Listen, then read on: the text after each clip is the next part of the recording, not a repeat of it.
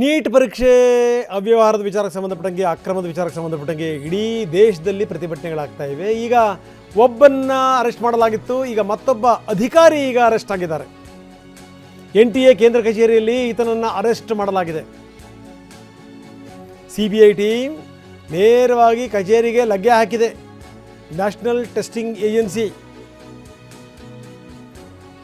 ಎಂಥ ಕೆಟ್ಟ ವ್ಯವಸ್ಥೆ ನೋಡಿ ಇದು.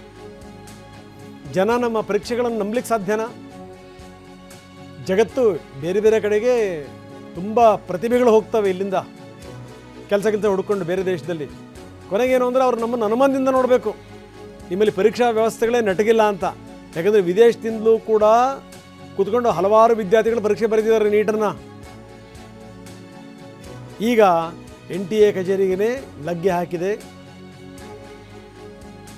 ತನಿಖಾ ಟೀಮ್.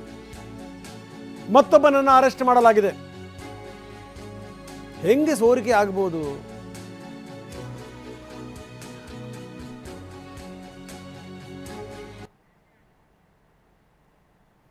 ನೋಡಿ, ನಾವು NTA ಆಫೀಸ್ನ ದೃಶ್ಯಾವಳಿಗಳನ್ನು ತೋರಿಸ್ತಾ ಇದ್ದೀವಿ.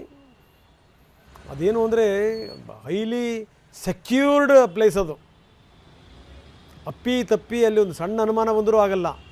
ಆದರೆ ಅಲ್ಲಿ ಈ ರೀತಿ ಅಕ್ರಮಗಳು ನಡೀತವೆ ಅಂತಂತಂದರೆ ಏನು ಅರ್ಥ ಇದು?